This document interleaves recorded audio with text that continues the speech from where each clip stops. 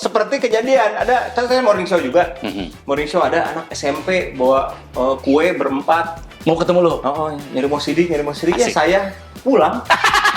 Jadi gua dengan mata kepala sendiri ngelihat tetangga gua kelaparan. Itu teh kalau dalam Islam tuh udah dosa terbesar lu lihat tetangga kelaparan. Ketika melihat tetangga kelaparan, lu merasa tersinggung, bukan tersinggung, merasa wah ngeliatnya gua gak enak nih gitu. Iya, ngelewat jalan situ aja, gedut. Jadi gue tuh cita-cita jadi pemain film, tapi film pertama gue itu gue umur 37 tahun. Film apa? Manusia Setengah Salmon.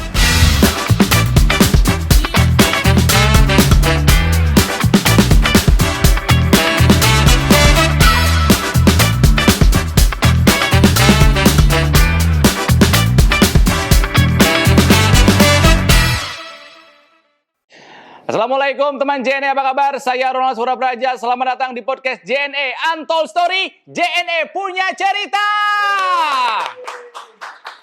Ini yang tepuk tangan bukan penonton bayaran yang suka ada di TV, bukan. Ya, karena mereka sebetulnya ini adalah tim dari JNE. Saya kira semua orang Indonesia punya kedekatan secara emosional dengan JNE ya, karena kalau mesen barang online, itu pasti menanti-nanti kapan datangnya pencetan ting-tong paket. Nah, itu yang paling membahagiakan adalah ketika barang yang kita pesan datang ya. Jadi sekarang pun yang akan datang, yang akan disaksikan oleh teman-teman JNE adalah hal yang membahagiakan. Ya, JNE Untold Story, JNE punya cerita. Saya akan berbincang dengan seorang sahabat. Saya sama dia banyak kesamaannya. Sama-sama orang Bandung. Sama-sama mengadu nasib di Jakarta. Sama-sama penyiar radio. Sama-sama suka bercanda.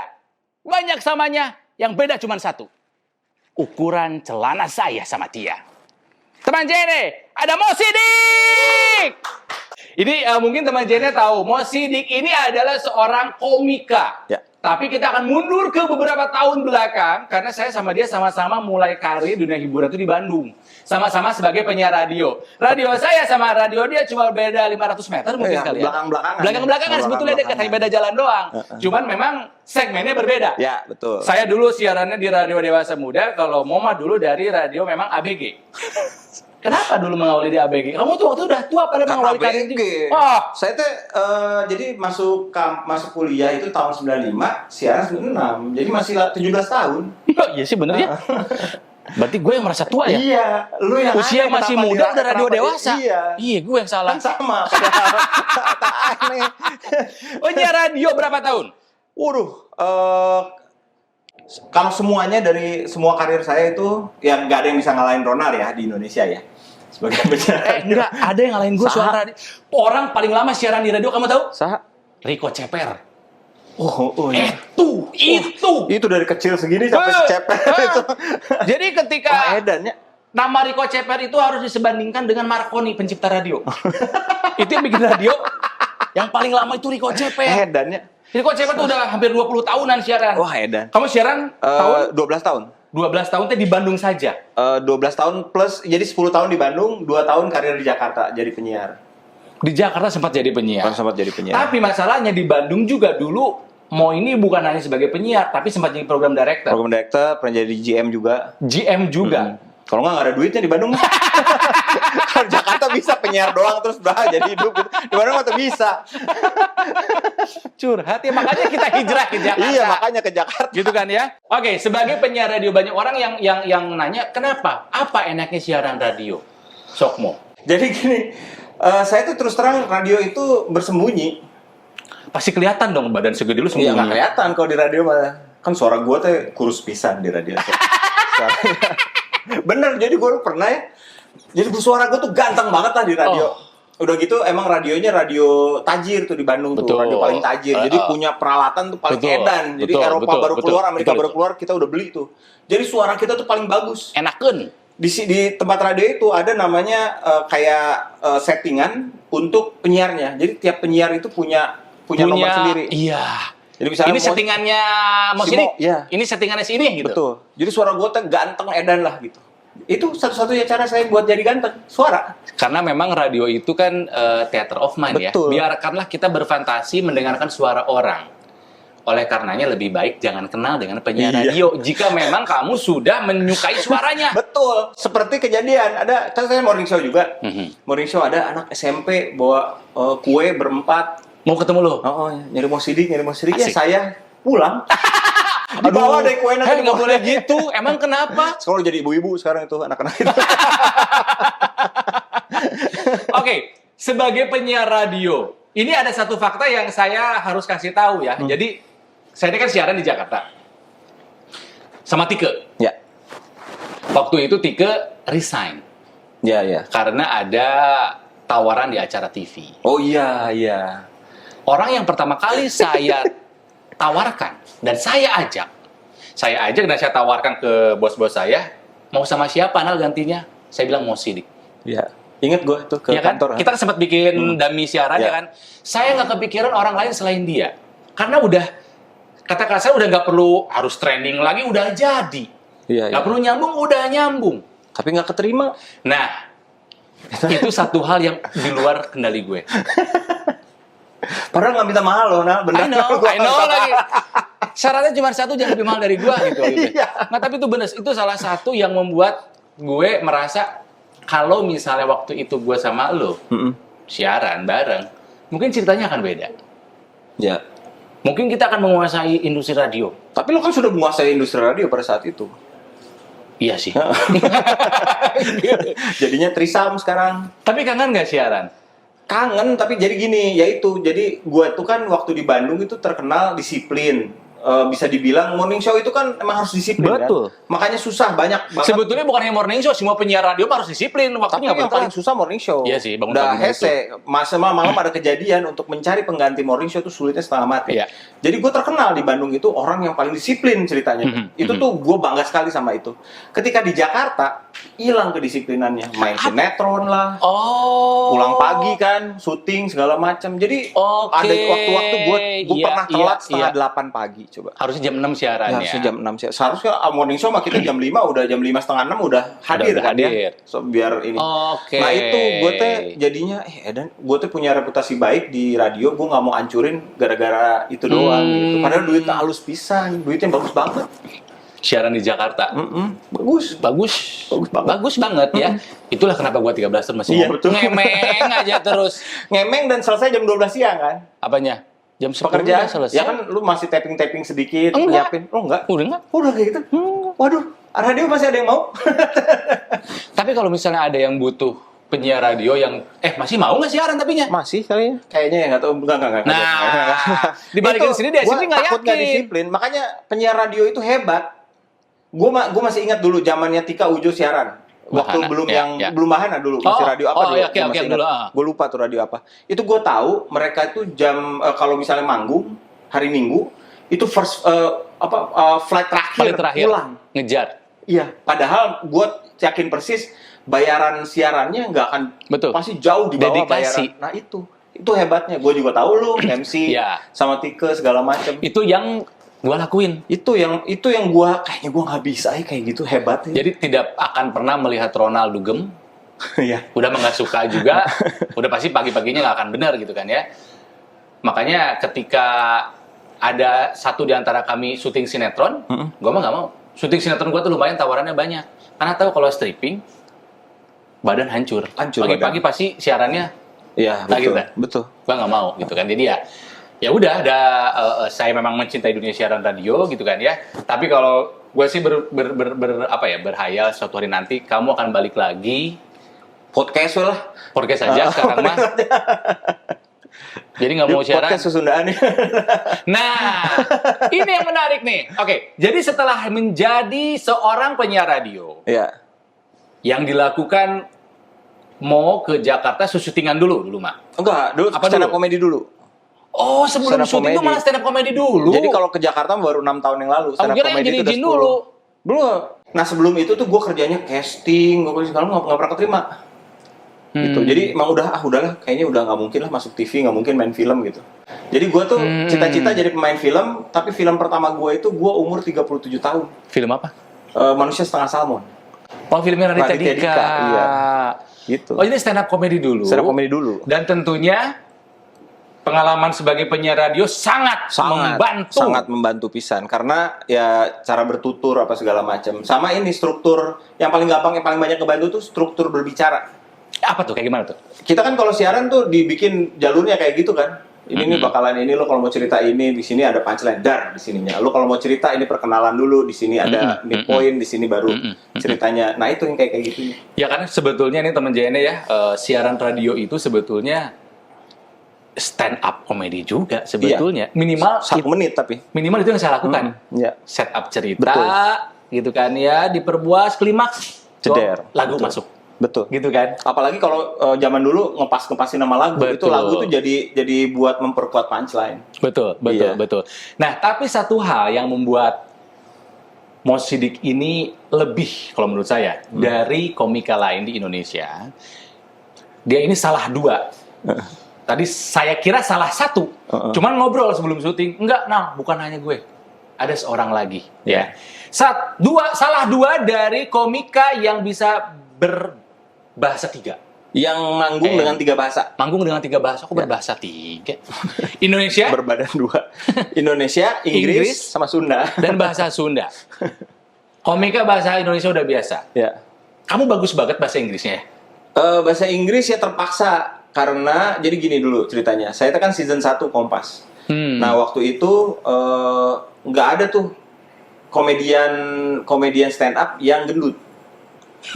Jadi itu jadi trademark gua. Ketika mereka nyari orang gendut, nyari orang gede apa segala macam, gua pasti kena. Casting pasti masuk segala macam. Sampai pada season ketiga ada seorang stand up comedian brilian bernama Vico Fariza. Oh, Vico tuh season 3. Iya. Masuk. Muda, gendut, lebih lucu, lebih murah. Mungkin. Sekarang mungkin dia lebih mahal. Nah, waktu itu gua mulai ngerasa. Terus ada film judul namanya Comic 8. Ya. Comic 8 itu ada 8 komik yang mewakili genre-genrenya. Ada Ernest mewakili orang Cina, ada yang bencong nasi Mongol gitu, musisi siapa. Yang gendut, yang dapetnya Vico. Jadi gue mikir, iya selesai ini karir gue, kata gue. Sebagai orang gendut di Indonesia. Terus? Karena mereka udah punya ini lagi, udah punya jagoan baru lah. Jagoan baru. Jadi gue oke, sekarang gue stand up-nya harus cari niche. Biasalah kita kan emang dari dulu kayak gitu ya. Siaran tuh kalau mau bersaing ya cari niche. Bedanya dong, cari niche-nya beda. apa nih diferensiasinya? Nah, niche-nya adalah dulu di Indonesia belum ada yang berbahasa Inggris. Ada namanya Regi Hasibuan. Oh iya. Terus cari, kan kalau stand up di Indonesia itu harus cari tempat latihan. Nggak ada yang berbahasa Inggris tuh yang menonton gitu. Jadi gue ke Malaysia latihannya. Jadi gue tuh nabung, selama 2 tahun itu gue nabung tiap bulan supaya bisa 3 hari 4 hari di Malaysia. Di mana latihannya? Jadi gini, di Malaysia itu scene bahasa Inggris itu jauh lebih maju daripada Indonesia. Nggak, tapi scene komika pun di sana bagus. Bagus, tapi bahasa Inggris. Tapi bahasa Inggris, bukan bahasa Melayu. Butut. Jelek. Sampai sekarang tuh masih goyang, beda banget sama Indonesia. Nah, scene bahasa Inggrisnya udah kayak Indonesia. Kan mereka mah di situ berbahasa Inggris kan. Baru tahu nih ya, Nah, kamu latihan di sana. Di sana tuh udah ada 2 comedy club. Jadi mereka tuh ada open mic Rabu, Kamis, Jumat, Sabtu. Di KL. Apa namanya? Dulu namanya Crack House Comedy, satu lagi namanya Komedi Kau. Lucu, bodor tuh. Barodor. Ada yang bodor, ada yang lucu gak? Ada. Oh, ada. Namanya juga tempat latihan. Iya. Nah, gua sama Regi itu nabung. Jadi setiap bulan 4 hari itu open mic. Setiap bulan. Daftar atau datang aja gitu? Itu harus daftar lewat email. Karena slotnya sedikit. Jadi hari pertama kali gue ke Malaysia gue nggak daftar. Main ikut aja kayak di Indonesia kan bisa langsung daftar. Tentunya nggak bisa. Jadi gue 4-4-nya nonton. Oke. Bedanya apa? Berkomika dengan bahasa Inggris sama bahasa Indonesia? Bahasa Inggris itu lebih selain uangnya lebih sedikit. Masa sih? Oh, cari nama bahasa Inggris, tapi cari uang mau bahasa Indonesia. Gitu. Iya. Hujan emas di negeri sendiri, di negeri lain, hujan batu di negeri. Tapi bedanya secara karakter bahasa, secara lucuan mana gitu? Kalau menurut saya lebih lucu bahasa Inggris, karena lebih raw. Nah makanya gue ngerasa gue juga lebih lucu bahasa Sunda. Itu sih bisa menjelaskan. Karena raw. Tadi kita tahu dari ceritanya kalau mau ini menekuni dunia komika nggak main-main. Untuk mendalami bahasa Inggris latihannya sampai ke Malaysia, biaya sendiri. Uang tidak sebesar yang berkomika bahasa Indonesia. Tapi itu masalah. Tapi secara nama, jangan salah, beliau adalah country director untuk Comedy Central Indonesia. Ya. Country Director Comedy Central untuk Indonesia. Untuk Indonesia. Ya. Comedy Central kan sebuah nama besar, franchise besar. Gimana bisa deket bahkan sampai dipilih sebagai country director? Karena mungkin gue adalah satu-satunya orang Indonesia yang pernah tampil di Comedy Central. Di mana waktu itu? 2018. Jadi Comedy Central itu bikin acara namanya Stand Up Asia. Wow. Diambillah 30 komedian asal Asia. Masuk satu-satu nama di Indonesia tuh ada 6, tapi yang masuk cuma gua. Waktu dulu teh. Syuting di Singapura, syuting di Malaysia. Karena kemampuan berbahasa Inggris kamu. Ya, jadi karena gini. Jadi enaknya kalau main sirkuit, namanya sirkuit tuh. Jadi dari comedy club ke comedy club. Ketika lu sudah dikenal di comedy club di KL, si comedy club yang di Singapura teh, di situ ada barang bagus nih. So, panggil lah tuh gitu. Nanti gue dapat undangan gitu. Main sini gini. Tapi jadi opener dulu ya, jangan enggak ini jadi udah yang penting pesawat sama hotel dibayarin dulu tuh waktu itu sama permit. Pas di sananya nanti mulai tuh Kamboja, gue tuh pernah ke Kamboja, Myanmar, orang Kamboja Brunei Darussalam. Ngerti bahasa Inggris orang Kamboja? Yang nonton bule kalau Kamboja yang nonton bule semua. Kamboja itu pakai dolar, Pak, di situ. Oh gitu. Kamboja tuh banyak banget. Myanmar. Kalau lokal tuh di Hong Kong, orang lokal banyak di Hong Kong. Orang lokal Indonesia maksudnya? Lokal. Orang lokal Hongkongnya. Oke. Nah itu dia, saya setiap stand up bahasa Inggris yang nonton orang Indonesia paling 2 orang, 3 orang. Komo di Malaysia susah pisan diundangnya. Nggak ngerti gue. Singapura yang paling gampang undang orang Indonesia. Nonton gue ada gitu, satu meja teh ada. Ya karena nggak mungkin kamu tinggal di Singapura tapi kamu nggak fluent in English. Iya. Gitu ya. Maksudnya kalau di Malaysia mungkin masih banyak yang masih berbahasa Malay. Kalau di Singapura kan emang bahasa Inggris gitu kan ya. Nah gitu. Jadi mulai kedengeran sama Comedy Centralnya pas mereka bilang, "Oke, we want 30 the best comedian from all over region in Asia." Indonesia 1 orang. Yang disponsori oleh JNE waktu itu tur yang mana? Itu adalah tur dunia gua tahun 2017. Tur dunia tuh kemana aja? Tur dunia, itu yang Comedy Central itu 2016 karena itu sebelum tur dunia. Tur dunia gua itu ke 33 kota. 33 kota. Jadi Indonesia ada berapa banyak, terus Asia lah semua ya, Jepang gitu, ke Tokyo, kalau yang Asia Tenggara semua tuh sampai ke Hanoi, nice, keren kamu. Hanoi, ke Bangkok, ke Miri, lo pernah ke Miri nggak? Miri itu tahu di Kalimantan di atas, di Sabah, terus Sarawak tuh gue lupa tuh. Iya. Waktu itu kamu dibantu apa sama JNE? Apakah kamu dikirimkan ke tiap negara dalam bentuk paket? Betul. itu juga tur dunia itu ke Eropa juga. Ke Eropa gue ikutan ini Edinburgh Fringe. Sebulan itu. Di sana Manggung tiap sebulan. hari. Sehari bisa 4 kali manggung. Nah, support JNE ke kamu apa waktu itu? Edan. Edan dalam artian bagus ya. Apa edannya gitu? Jadi yang pertama JNE itu ngasih uang aja. Itu mah gini aja ngasih duitnya. Wow. Cuman gue dikasih baju kurir JNE, dikasih kotak sama bendera JNE. Mau kibarkan di negara-negara yang gak kunjungi Edan ya. Adalah foto-fotonya kalau masih ada. Keren. Minta ke Pak Eri.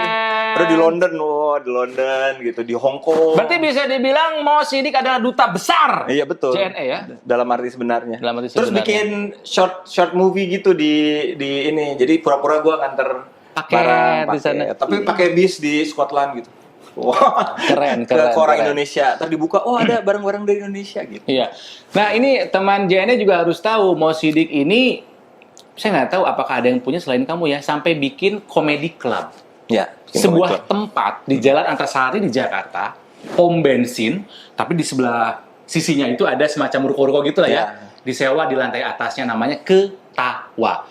Sampai niat bikin comedy club. Ada nggak selain kamu yang bikin kayak gini? Belum. Berarti baru kamu pertama kali? Ya, full dedication ya. Full dedication itu artinya Senin sampai Sabtu ada show terus? Komedi. Jadi ada 2. Ada comedy cafe, ada comedy club. Comedy cafe adalah restoran yang kebetulan show-nya itu ada komedinya. Jadi punya panggung terus ada komedi, tapi nggak tiap malam. Ada musik. Sisanya mah musik, ada musik. Oke. Kalau comedy club itu teater. Jadi gue izinnya teater. Izinnya tuh teater. Yang kebetulan jual makanan dan minuman. Gitu. Jadi beda. Oke. Jadi kemarin restoran PPKM boleh buka, gue belum boleh buka. Bioskop boleh buka, gue baru bisa buka. Karena izin gue teater. Izinnya teater. Iya. Nah, itu yang pertama di Indonesia kalau itu. Gua lapar ya. Satu hal yang kenapa membuat saya lapar, dan mungkin juga teman JNE merasa dirinya lapar kalau follow sosial medianya Mo Sidik. Dia ini suka mereview UMKM secara gratis. Ya. Kenapa kamu peduli sama mereka? Apakah kamu supaya dikasih makanan terus, supaya nggak beli, pelit kamu? Nggak enak makanannya, Pak. Nah, kenapa makanan nggak enak, kamu malah posting? Harusnya kan yang diposting makanan yang enak. Guys, ini makanan enak, kamu harus coba. Nah, ini makanan yang nggak enak, kenapa kamu bantu? Jadi gini ceritanya. Dulu waktu awal pandemi kan mau bulan puasa tuh. Itu mulai terasa itu, pas bulan pertama kan nggak kerasa, masih pada punya tabungan berenya. Pas bulan kedua teh aya tuh di grup WhatsApp teh. Temen musisi jual gitar. Kerasa nggak? Ada yang jual gitar, jual keyboard. Ada. Dan lebih kasihan lagi adalah kru sama IO. Betul. Nah, dari banyak itu biasanya banting setirnya jual makanan. Betul. Nah gue tuh ngajak tadinya, gini, sok atuh kirimin makanan sama gue promoin lah gitu. Jadi promoin kurang. Meskipun mereka tuh IO ya, bukan juru masak. Jadi hasil rasanya rasa event. Rasanya rasa backstage. Makanan kru. Iya, tapi kan mereka tuh bergantung sama itu. Jadi gue yang, enak banget. Kamu jujur atau enggak? Tetap Ada yang jujur, enak. ada yang enggak. Kalau yang enggak enak gimana? Kalau nggak enak, gue bilang enak aja tetap. Karena mungkin selera beda ya. Kan ini orang yang masak nih kan juga pasti nyobain ke keluarganya. Keluarganya bilang, kamu jualan aja gitu. Keluarganya artinya lidahnya nggak bener. Ya, ini hal yang dilakukan oleh Mo, saya juga lakukan sebetulnya. Jadi, teman JNE kalau misalnya kamu punya temen, punya usaha apapun, dukung. Iya betul. Bantu. Betul. Nggak peduli kamu follower cuman sedikit, nggak masalah. Bantu. Saya, Mo, dan juga mungkin teman-teman lainnya sering diminta tolong, sekali lagi, free, no charge, betul kan? No charge.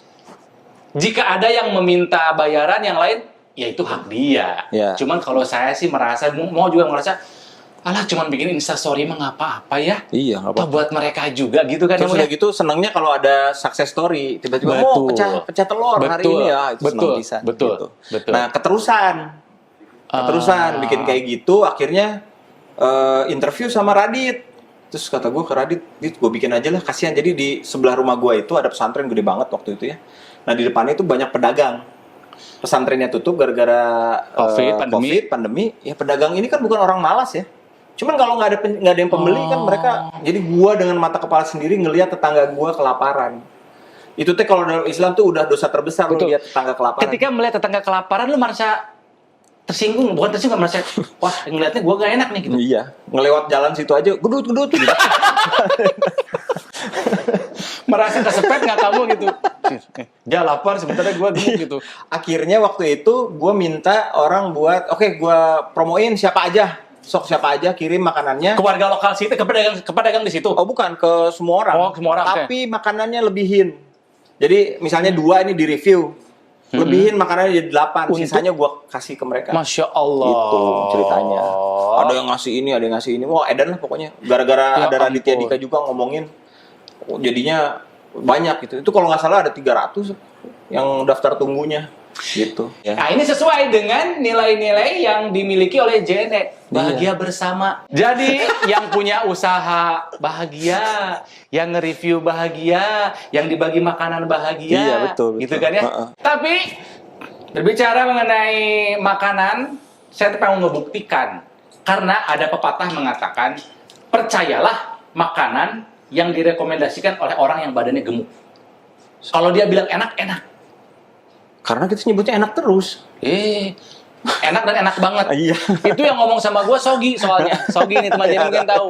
Percaya aja pokoknya mah kalau ada orang gemuk ngasih rekomendasi makan, ikuti. Pantesan saya tuh kalau lagi nyari makan suka ada yang ngikutin nih. Saya lagi gitu. Nah, apa banyak orang gitu Nungguin rekomendasi. Sini makan di mana ya, makan di mana kan ya. bener gitu orang ya. gendut itu sebenarnya punya six sense gitu. Wih, Gue tuh kalau ke food court, gue tutup mata tinggal gini gue. Ini gitu. orang gemuk tentang makanan punya six sense, Iya. tapi yang pasti tidak punya six pack. Oke. Oke. Itu mungkin.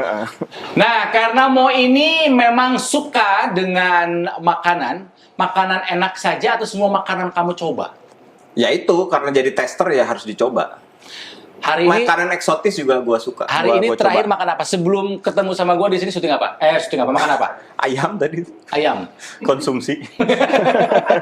Yang Ronald nggak bisa makan karena dia makan jus. Aduh, jangan dibuka tuh ya.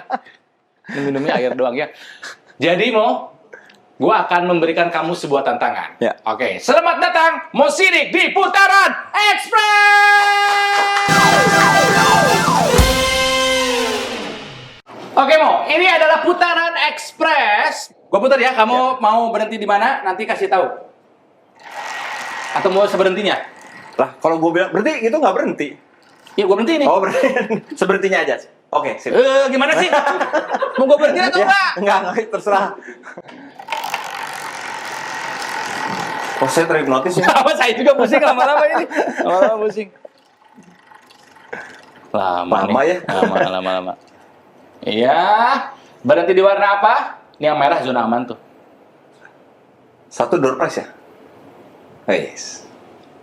Ini putih. Jadi, Kejujuran. ya, jujur. Berani jujur. Hebat. Ya. Udah itu aja. KPK itu mah. Jujur, kamu bisa membedakan makanan dengan mata tertutup atau tidak? Hanya Wah, indera perasa saja. belum pernah gitu. Kalau ini pacar apa bukan bisa. Bukan dong. Jarinya segi. Oh, ini pacar. Hanya dari indera perasa. Jadi mengenali makanan dari Oke. Indera perasa saja. Kita coba. Kita coba ya. Oke. Ini gue disuapin awal ntar. Enggak dong. Penutup matanya sudah ada, silakan dipakai. Oh, iya. Konon, jangan dibalik. Ketika panca indera, salah satu ditutup, panca indera lainnya akan lebih tajam. Ya. Itulah kenapa kalau misalnya kita lagi mencari barang, jangan sambil ngomong.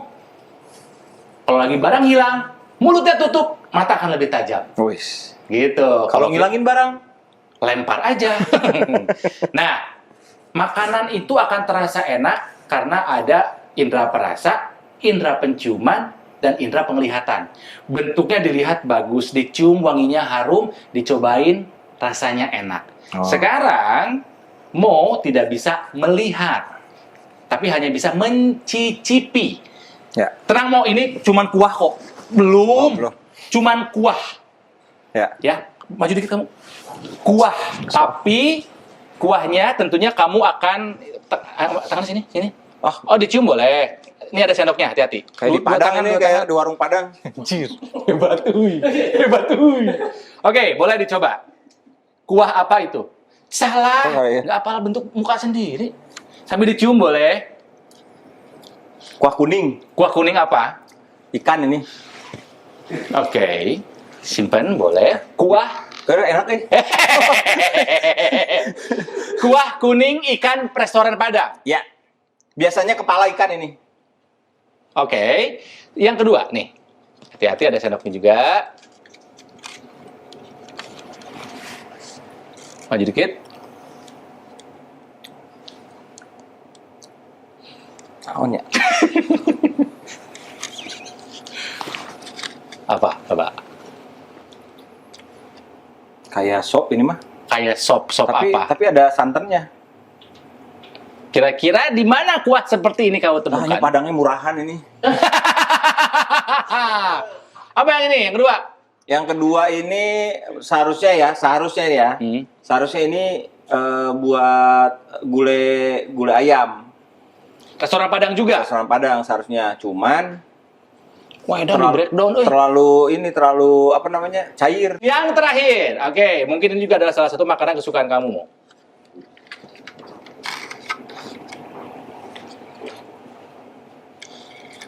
Naon nih? Oh, sumpah. Ya, hati-hati tumpah, jangan miring. Kenapa rasanya Padang semua ya? Kira-kira apa? Ketiduran maaf. Kurang ajar. Gue kira mau keluar sesuatu yang lucu gitu. Ntar. Itu tuh hampir mirip sama yang kedua. Sama yang kedua. Iya. Karena memang ada santannya dua-duanya, Mo. Iya, ini Tapi biasanya yang kedua ditemukan di mana, yang ketiga di mana? ini wartegan kayaknya Wah ini. Warteg. Tapi apa kan kamu yang tadi pertama ini ikan nih gitu loh. Ya, ini ikan, ayam, daging. Ikan, ayam, daging. Oke, boleh dibuka. Nih, bentuknya nih. Teman JNE mau sidik menebak dengan tepat yang pertama. Kuah ikan yang ada di restoran Padang. Keren! Kalau ke restoran Padang ini pasti mesannya ya? Ini kepala ikan. Gulai kepala ikan. Nah. Yang kedua, apa sok kira-kira? Tuh. Ini kuah lontong sayur. Iya, lontong sayur. Benar? Ya, iya betul. Ya. Pantesan cair ya. Iya. Yang ketiga warnanya pun beda. Coklat ya? Lebih coklat, kalau itu kuning ini. Nah, dan mau tadi benar. Ini rasanya daging. Karena ini adalah kuah soto tangkar. Oh iya. Gitu. Ya daging ini daging. Tapi ini soto itu ya, lontong. Lontong sayur. Itu. Tapi teruji lah. Ya lumayan lah. Teruji lah. Wah, keren. Apalagi bisa lihat nih. Gak usah. Saya mau ada pilihan buat Mo. Ada 2 paket. Adbox namanya ya, bener ya? Nih, Adbox. Ini adalah kemasan paket dari JNE Express, teman JNE. Mau pilih yang kiri atau yang kanan? Boleh digini-gini nggak? Jangan. Jangan. Dilihat saja. Tidak ada bedanya kan? Sama. Ayo, yang mana? Ini aja.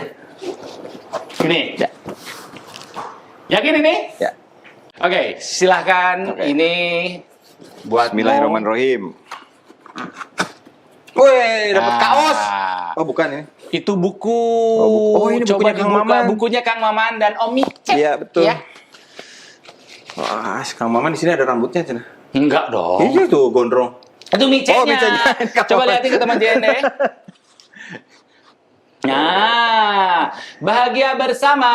Ini kalau misalnya udah sering membaca novelnya Kang Maman, tulisannya Kang Maman kan bagus-bagus. Oh, ini ditambah kartun ya? Ilustrasinya sama Om Mice kartun. Ah, ini keren banget. halus ya. Sok ada apa lagi coba lihat. Udah ngincer sebenarnya kemarin kalau Nggak dikasih. usah. Narasumber mah tuh dikasih udah datang ke sini. Ini udah punya. Nih. Ini udah punya. Itu tadi mana? Kan saya setiap keluar negeri bawa ini. Oh iya benar-benar. Tuh, paket. Ya, nah ini botolnya bagus. Menarik nih. Nah, Iya. karena anak-anak JNE suka naik sepeda, jadi suka ini. Iya. Ini sudah bisa didapatkan di toko buku ya. Sudah bisa didapatkan di toko buku. Ini teman-teman JNE bahagia bersama dari Kang Maman dan Om Mice Kartun. Mo, bahagia bersama menurut seorang Mo Sidik apa? Bahagia bersama. Gua itu baru kan waktu kita pandemi itu baru berasa ya apa ya ininya. Gue pengen tahu hikmahnya apa gitu. Rupanya teh beneran 24/7 sama anak dan istri itu bahagia. Jadi bahagia bersama seorang Mo Sidik adalah ketika bisa bersama dengan keluarga. Makanya sekarang ketagihan kerja di rumah karena si anak-anak gue teh kan umur 3 dan umur 6 ya. Itu bener-bener lagi mejeh-mejeh Lagi gitu. lucu Lagi lucu banget gitu. Jadi gue bersama mereka 2 tahun, hampir 2 tahun penuh. Ibunya masih lucu? Ya ibunya lama-lama enggak juga. Sebelin lama-lama. Bahagia bersama versi Mo Sidik adalah jika bisa menghabiskan waktu dengan keluarga. Malah ketagihan sekarang. Malah ketagihan. Bro, makasih ya bro. Terima kasih banyak. Waduh. Semoga Ketawa Comedy Club bisa buka lagi. Amin. Kalau lagi main ke Jakarta, teman JNE boleh main ke Ketawa Comedy Club. Kita ketawa bareng-bareng, tapi pastikan nanti ketika pandemi udah selesai. Ya, betul. Ya. Ketemu dengan sahabat lama, sama-sama durasi di Jakarta. Sampai sekarang juga masih sering ketemuan karena kami berdua ini ada pengajian. Ya, Komuji. Komuji, komunitas musisi mengaji. Kalau saya lagi nggak bisa bawain acara, pengganti saya adalah beliau ini. Jadi ya, saling backup, saling bantu satu sama lain. sekalian sahabat selamanya. Terima kasih. Thank you banget. Ya, aduh. Atur nuhun pisan. Habis ini kita makan lagi. Asik. Ini semua ada. Ada atasnya. Ada, udah disiapkan ya. Udah dingin. Teman JNE, terima kasih telah bersama-sama dengan saya. Sampai jumpa lagi di JNE Untold Story berikutnya. Jangan lupa, harus bahagia bersama.